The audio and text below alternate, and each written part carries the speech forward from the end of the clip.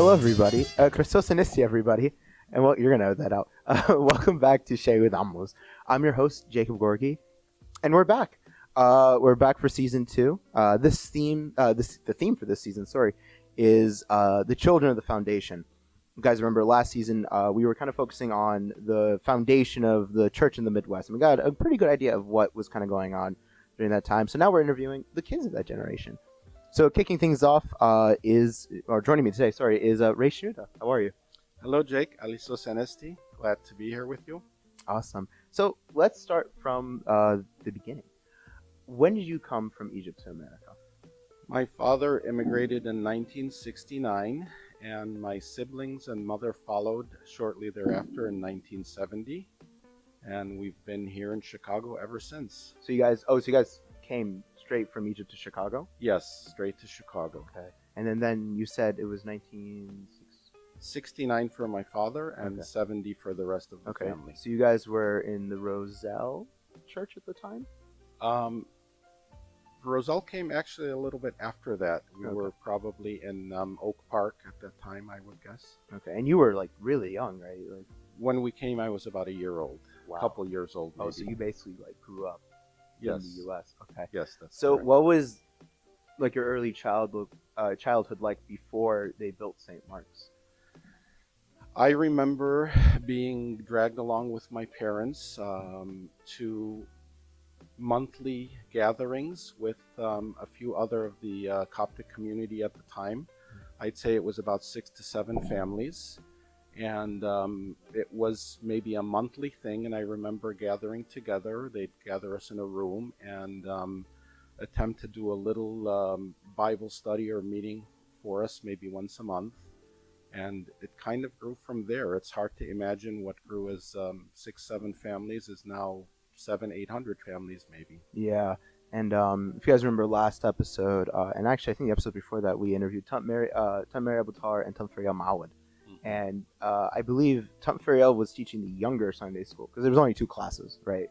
So did you go through both of those classes then? Tant Fariel was my Sunday school teacher for many years. As much as I love Tant Mary Abutar, she actually was not my Sunday school teacher.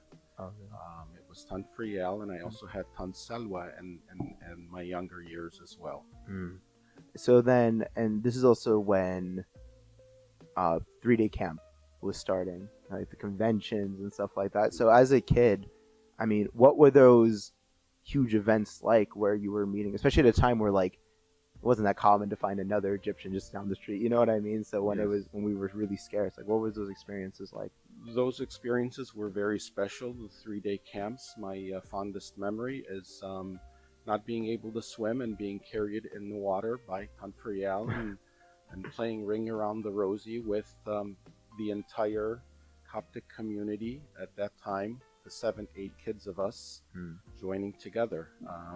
I remember also that's where I learned how to swim at a young age because I was pushed in the water, almost drowned, and one of the youth by the name of Nabil Solomon lifted me up, carried me up, saved me, and then I taught myself how to swim so that doesn't happen again. Yeah. And then what about, did you go to any of the conventions that were going on at the time? I did, yes. The conventions came later, probably in my teenage years at around the 13, 14 years, and I attended every single one practically. Yeah. And those were incredible experiences to see the community in different states close by, growing together, connecting together, developing relationships. We didn't have the cell phones back then, so we actually took people's phone numbers to their home phone. We took their addresses, and we wrote letters and built relationships. Letters? Not to date myself, but yes, we used to write letters. Yeah. It was even before email. Wow. Because I know 3-day camp still goes on. Yes. But I think the conventions kind of go on, or they kind of... The conventions still go on. I think with the growth of the community here, we have broken away from the entire Midwest multi-state area and started doing more of our own within the local tri-state area, perhaps. Yeah. And then that's also around the time, because getting into kind of like your teenage years, that's also when you started teaching Sunday school. I started teaching Sunday school at about 16 years old. Yeah. So what was that like? Because that was before. I'm assuming I might be very wrong, but that was kind of before like we were using like other church curriculums that were kind of. We were using the Canadian curriculum at the time. Oh, I see. Yes, Okay. that was the first curriculum we used. We did not have a formal servants prep program. It was more of a learn on the fly, and the servants meeting was your learn on the go servants prep, led by one of my mentors, Dr. Atif Moed, and Tanfriel, of course, and that's where we learned. You were chosen for service and mentored with an older servant in the class, and that happened for many years. And after maybe 4 years, I was told, you don't need anyone else with you. You're good enough, so you have your own class now. And what class did you start with? I started with 4th grade, and basically I taught all the grades through senior and high school over the years. Yes, I see. Because I think I teach 5th grade now. That's fun. yes. And then you also, because you went to college after or like during that time, and then you got a degree from I'm not seminary. I seminary? went to UIC, University of Illinois at Chicago. Yeah. With probably maybe 8 to 10 other students from church. Yeah. My degree is in biochemistry. I had some classes with some of the other people from church. Which actually that does bring up another question, and this might be important because a lot of people that watch us are actually in college. Being in college at a time where, I guess you could argue that there wasn't that large of a college group community, because now UIC is literally like there's tons of Egyptians and tons of people you can raise. So at a time where even Middle Easterns were kind of a rare sight, how was kind of that experience? It was challenging. We were fortunate enough to have a group of youth that were able to study together and maybe go to lunch together occasionally. It's not as extensive as it is now. But there were many mentors for us, and the verse in the Bible comes to mind in Hebrews. Since we are surrounded by so great a cloud of witnesses, let us lay aside the sin which so easily ensnares us. So I had many of those cloud of witnesses mentoring, whether it be the servants in the church or the older youth who came and witnessed those challenges first. And I actually had a very strong home life as well, where we were prepared for college, where we were prepared for we are different. Yeah. Life here is different for us. We are consecrated. You're going to encounter so many things, which I did, running into college and seeing the random people making out in the middle of campus and everything else and all kinds of different things. But I think my parents prepared me for that. Yeah. Even when I was younger, I remember when we first immigrated, they actually sent my 3 older siblings back to Egypt, who were in high school at the time here. They said the morals here were very loose and less, strict than what they were accustomed to. And witnessing that and going through that, we knew that being Christians first and foremost, that we are different. We're not going to follow in the path. We're not into the dating and the drugs and the drinking. We are set apart. We are different. So that helped prepare for college life. Yeah, and then so then when did you get the degree in that's seminary? Is that what it's called? I keep saying seminar. This came much later. Oh, I see. That was probably about 10 years ago. I became the new servant coordinator with Joseph Moed, my co-coordinator, maybe about 13 years ago or so, 14 years. And it was not a role I was ready for, but I was picked and selected, and Abuna Samuel and Abuna Pavlos and Uncle Atif and Uncle Refat all came to Joe and I, and they said, you guys are the ones. The new generation needs to take over. So we took over. We learned. We kind of tried to prepare as best as we could. And as we learned, God qualifies the unqualified. So the story goes that I heard about this program in the Southern Diocese, this family ministry program, and I tried to reach out to so many servants to take it, Yeah. and no one did. Everyone is busy. Yeah. So one of the servants that I said, I really need you to step up and do it, they said, well, why don't you do it? Yeah. And I took that as a sign, and I'm like, why don't I do it? Yeah. So I discussed it with my wife, and I did the program, and it was one of the best experiences to go through a formal seminary program in family ministry, and really get involved in seeing what's involved in serving families and everything else. So I graduated from that probably 7 years ago or so, and it's was led by Yusuf and Father McCary, who passed away last year from COVID, but he was an MD, psychiatrist for many years, and became ordained a priest later and led the program. So sharing and learning from those people and those types of qualified people who are actually serving in various family programs and Christian counseling programs, whether through psychiatry or psychology, the experience from them was very valuable. That leads us on to my outlook question. Now, at the end of every interview, I like to ask each guest an outlook question, for advice for the future. So given that you're heavily involved in Sunday school service, what are things that you hope are added in the future as the service grows and becomes not only bigger, but also like more complex? What are aspects of Sunday school you think should be added in the future? And at the same time, what are some aspects you think might not make it to the future, or you think should be removed as the service grows and becomes more complex? So that's a real good question. One of the things that are a personal thorn in my side is when we hear parents say the church is not doing enough. The Sunday school is not doing enough. And what I want to tell each and every one of those parents is the Sunday school servants are volunteers. We're not paid. They are taking time out of their schedule to prepare a lesson, hopefully throughout the week, and pray about it and contemplate it, and sitting with your student, your child, your son or your daughter, for probably 20 to 30 minutes at most, after we take away the time of babysitting and calming them down and quieting them down and trying to really build a relationship with them.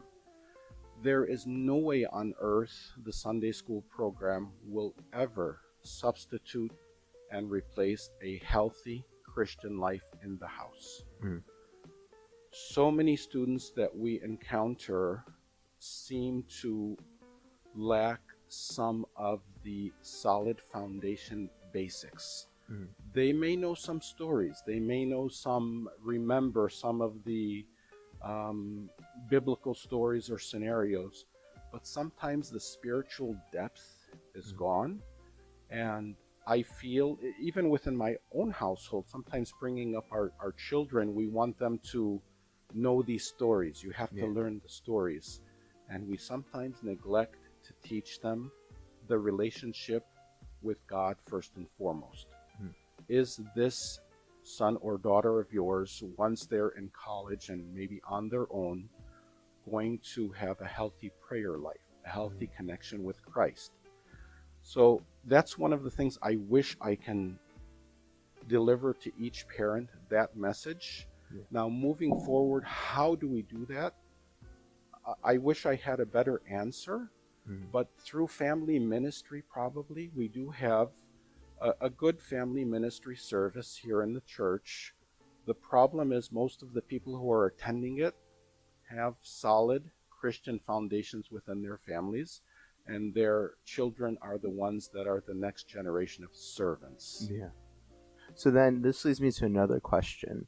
If you guys are maybe keeping up with the news and stuff, it was announced, I think yesterday, by Dr. Fauci himself, the man who has somehow not had a heart attack this entire time. So good for him. But he announced yesterday that the pandemic's officially over and we're in an epidemic, if I remember, which means that we're not focusing more on hospitalization COVID rather than the actual people getting it. But during the pandemic, there was a lot of things that we took away in terms of like not just like tools and stuff, but also like how to, I guess, not achieve this spirituality, but when there was no church, I mean, what were we gonna do, right? And then kind of like improving that almost home life. So with the lessons we learned from COVID, do you think one, those lessons should be applied as we move forward, and then two, do you think they will last as things move forward? So I view COVID as a blessing more than a curse. I know many people didn't get to travel. I know our lives were affected. I know our lives were changed. But the home life changed drastically. When the church doors were closed and we were not able to come, I think the relationship with Christ, the slowing down the pace of having to have your children in so many activities, the soccer and the basketball and the baseball and the piano and whatever else it might be, it kind of took a back seat to everything. Yeah. Hey, there's this virus out there. It could be deadly. We don't know what's going on, whether it's politically or motivated or not. That's not the point. We didn't know what to do with it. Yeah.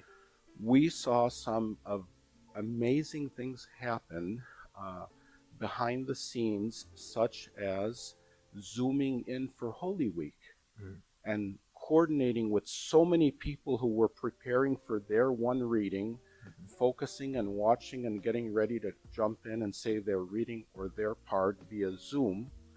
We saw hundreds of families put together their prayer corners for the first time. Yeah. Hopefully they kept those up and they're still there. And they sent these pictures and the faces of the kids shining so bright as they're standing and showing off their prayer corners. COVID to me was a big blessing to really improve the Christian life and slow things down from the hustle and bustle of the craziness of the world. Moving forward, how can we build upon those tools? I think it's important to continue to focus on having those prayer corners.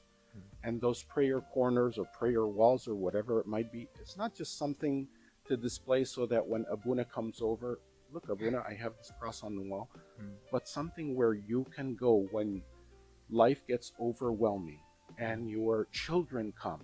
You come, slow down a little bit. Why don't you kneel and do a prayer here in the prayer corner?